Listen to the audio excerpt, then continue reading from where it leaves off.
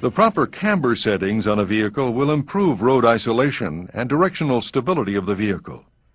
Incorrect camber settings will cause tire wear and handling problems. Camber is defined as inward or outward tilt of the wheel at the top when viewed from the front of the vehicle. Camber is measured in degrees. A wheel with 0 degrees camber is vertical. When a wheel tilts outward at the top, it has positive camber, and when a wheel is tilted inward at the top, it has negative camber. A slight amount of negative camber is normal since the top of the tires will move out with speed. Where a camber is adjustable, it is usually adjusted using shims or cams on the upper control arms. Camber is usually not adjustable on front-wheel drive cars. Where it is, the adjustment is made by moving the position of the front strut in its mount.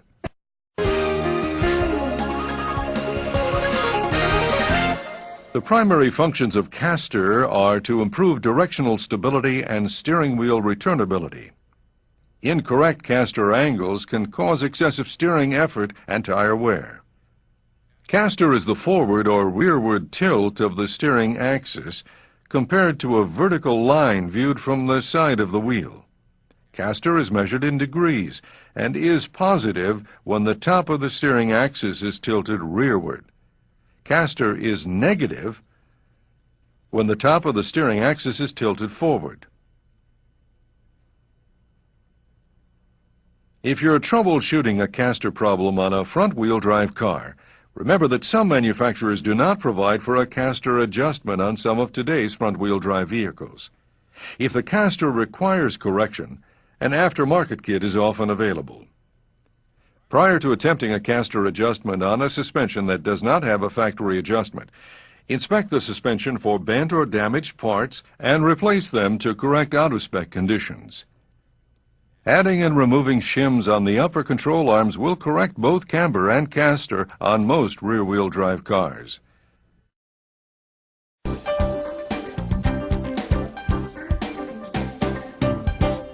The most critical alignment angle is total toe on the steering axle.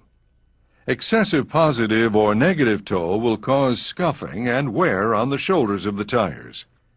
Total toe is defined as the difference in distance measured across the front of the tires compared to the distance measured across the rear of the tires, and is measured in inches or millimeters.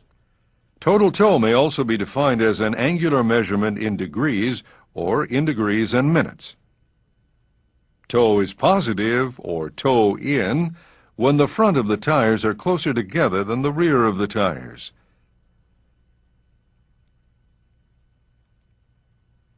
Toe is negative or toe out when the rear of the tires are closer together than the front of the tires.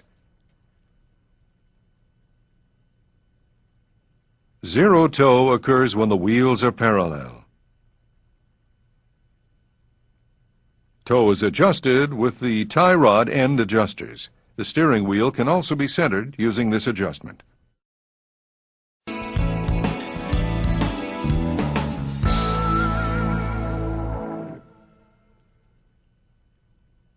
Steering axis inclination and included angle are often used as diagnostic tools.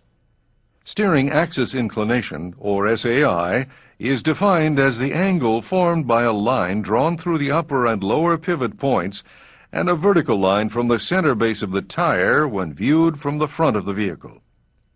SAI is measured in degrees. We've defined camber as the inward or outward tilt of the top of the tire when viewed from the front. Camber is usually specified positive on the front wheels.